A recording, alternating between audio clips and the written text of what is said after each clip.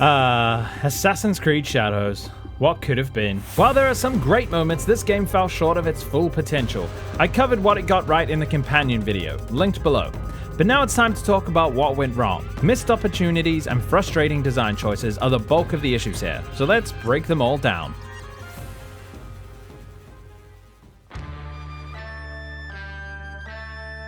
While I think Shadows started strong, its story unfortunately fell flat after the first 5 hours or so. After unlocking Yasuke, the story opens up into an open mission structure where you can choose to do the main bulk of the story in any order that you choose. This leads to a huge problem. One being that these stories can't relate in any meaningful way. One action in one story mission cannot impact or inform another, as the writers don't know in what order you will tackle them. They can't exactly reference a story quest or moment that you may not have done, or allude to a certain target still being alive if you've already killed them.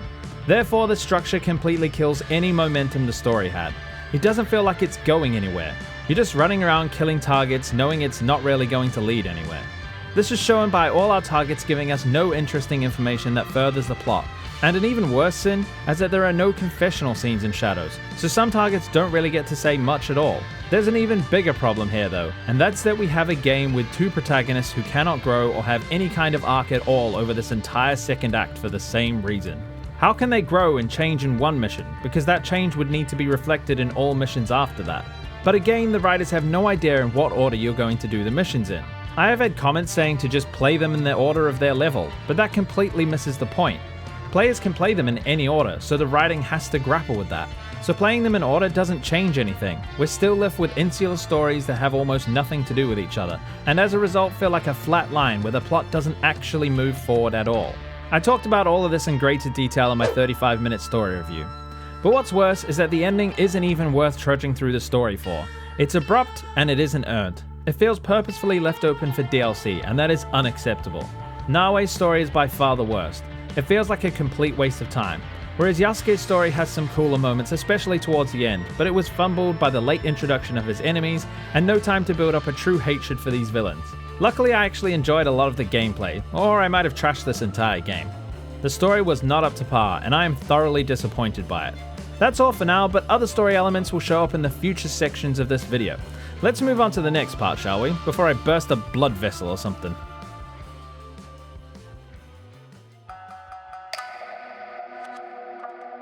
Parkour has long been abandoned as a staple of Assassin's Creed. Beginning from Origins, the series engine didn't really allow for nuanced moves or any fancy animation cancelling from earlier titles that made them so special. Games like Mirage made an effort to bring back life to this dying mechanic, but was unfortunately working with the same system as Valhalla, and really only had bandage fixes for the biggest problems that come with that. Shadows does have more control than the other RPGs, but only slightly. The parkour down and dodge button adding extra functionality that I actually really liked. It felt quite good to use. However, as a complete package, it is still very lackluster. Naoe feels fast and responsive, but still lacks precision. She also still has a jitter or a pause at the edge of objects, and I have to say, I hate how she loses all momentum when you do a dive roll. It just doesn't feel right. It's very noticeable because of her immense speed normally.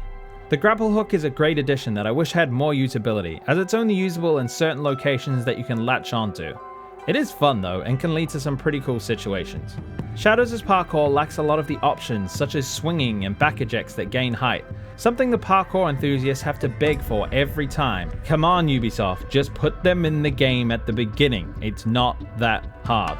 As I write this video, they are adding in height gaining ejects and other such additions, but I'm going to judge this on the base game, the game that shipped and that I played, not the game as it is after numerous patches and updates.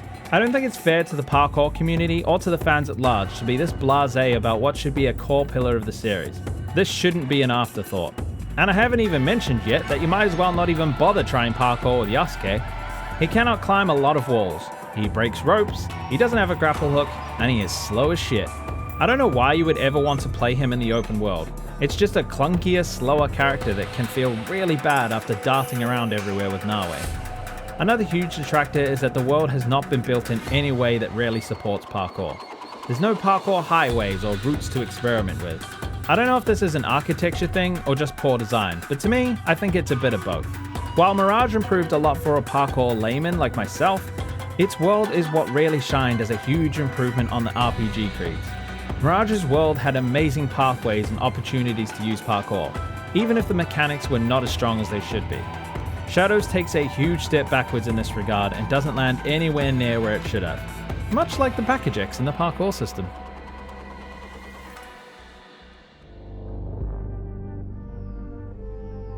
Shadows feels like it has a distinct lack of meaningful secrets or things that can really spark your imagination or give us meaningful lore about this franchise. In previous games there were secrets and awesome assassin-y things to find. In Shadows, there's a few parkour trails that lead to assassin camps which are basically nothing. Valhalla had a lot of problems, but one of my best memories from it is hunting down the assassin bureaus and reading all the notes that explain interesting things about the Brotherhood's introduction to England. Shadows is so light on this stuff, you might actually think it's not an Assassin's Creed game at all. The retcon stories of Kitetsu and Shaojun are a huge problem, but they replaced it with an even worse version of events that added nothing and only made the game feel like it was separate from the rest of the series. I finally thought, after all these years, we were going to get an Assassin versus Templar conflict, but no! The Assassins are basically absent from their own series once again. I don't know what the fuck Ubisoft are smoking when they make these decisions. Like, just put Assassins and Templars into the game, please. That's what we want. Stop doing Assassin-adjacent characters and factions. Stop doing Templar-adjacent factions. Just give us real, tangible, meaningful characters in these roles, and further explore the conflict between control and freedom, and show the contradictions of both factions, the lies they tell themselves. Ugh, that blood vessel is bulging again. Want to support me on Patreon? Head to the link in the description to join and help my channel go on to greater heights. Plus, Alex Applegate is lonely over there. Thanks to Alex as usual for keeping this channel afloat. I really appreciate you. Alright, back to the video.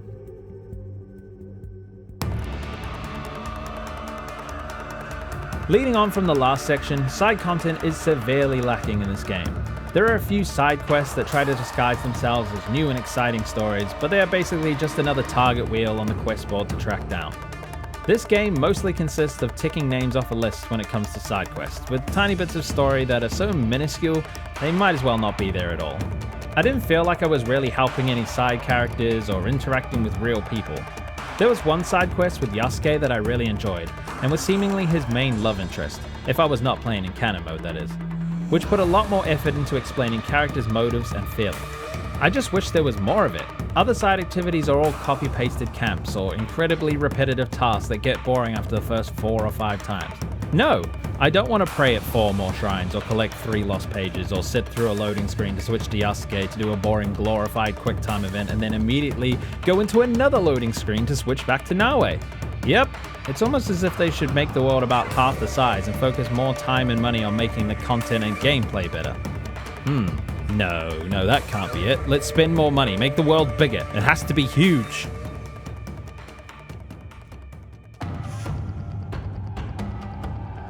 First of all, let's talk about the dual protagonist, as there's a few more talking points in this section. I played about 90% of my time with Naoe. As previously discussed, she's faster, more agile, and can do stealth. You know, the main point of this series. Yasuke as a character is great, but as a playable one, he's just not for me. He feels slow and boring. While the combat is improved in Shadows, it's still nothing to DM home about. So he's great at combat, but I'm an assassin. I'd rather avoid that altogether if I can. I and many others criticized Syndicate for having dual protagonists who felt almost exactly the same gameplay-wise. However, Shadows took this too far and made one of the characters so different they weren't even part of the same series anymore. Anyone who plays this game mostly with Yasuke, you must have the patience of a saint. Naoe is so much better in this regard. I just don't even know what they were thinking with this one. You could make 2 stealth characters and still have them feel completely different. You don't have to take anything away from them, just add to these characters. Don't make them feel less than previous protagonists. Add things that make them different. Next up is the side characters. I really didn't care for many of them. Junjiro was great in the opening, but after that became a nothing character. None of the allies feel like more than a gameplay button, and the villains are not much better. Unmasking them 5 minutes before you kill them gives me no time to really understand their motives or to grow a deep hatred of them. I think it's much better to know a large majority of the villains before we even start to try and take them down. Older Assassin's Creed did this, and it worked great. I don't mind a few mysterious leaders to find, but it's not fun as a main gameplay story device.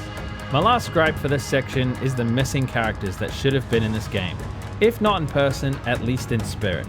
Kitetsu was retconned, but his brotherhood should be here. There should be references to him, to his mentor Xiao Jun, and also to Ezio. Ezio gets one little reference in a cutscene, but that isn't really enough. I don't need him to be mentioned by name or anything, but his teaching should be somewhere. Maybe writings from Machiavelli would be good. Kotetsu and Xiao Jun might actually still be alive in this period too. Old, but possibly alive. I just don't think the writers really care about Assassin's Creed. They just want to write their own historical fiction. Why does this franchise refuse to be itself? It's so weird.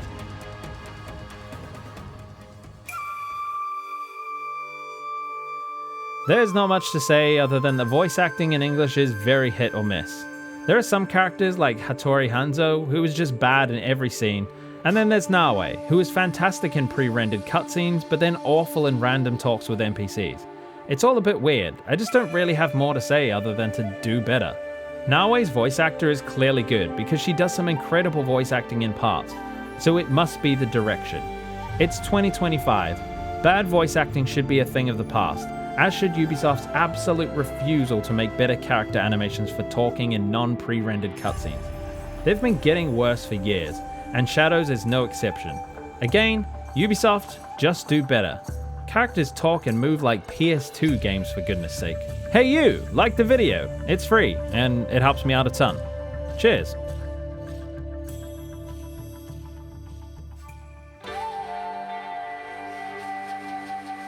I know a lot of people don't like the modern day or the Isu storylines, and I understand that, but I also don't really care.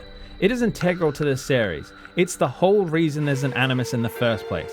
To me, it's like saying I don't really like the politics of my Call of Duty game. It makes no sense. It is a core piece of the puzzle, and when it's done right, it is incredible. Nothing is better than the ending of Revelations where it all comes together. Isu and their artifacts have been done dirty by the past entries in this series, and specifically by this same studio. Odyssey completely ruined the Isu, turning them from a mysterious ancient people talking in riddles through time to actually tangible characters that we learnt way too much about. Valhalla had the same problem. Isu work better when we know very little about them, when they're creepy manipulators playing us like chess pieces. Anyway, Shadows basically does away with all of it. I assume the Animus Hub is going to tell more of a modern day story, but so far it's been incredibly bare bones and quite frankly, a disgrace. There is no Isu in this game at all. No artifacts, no modern day hunt for them, and no major consequences for the world at large outside of the Animus. An embarrassing exclusion. Speaking of the Animus Hub, so far it's been a few notes to read and a place to spend our weird keys on terrible looking cosmetics that break immersion. Oh, and you can launch a game from here too. Cool. It could be worse, but it could also be a lot better. I expected more from the new face of the game, and I know there's more coming, but at launch it has almost no redeeming features.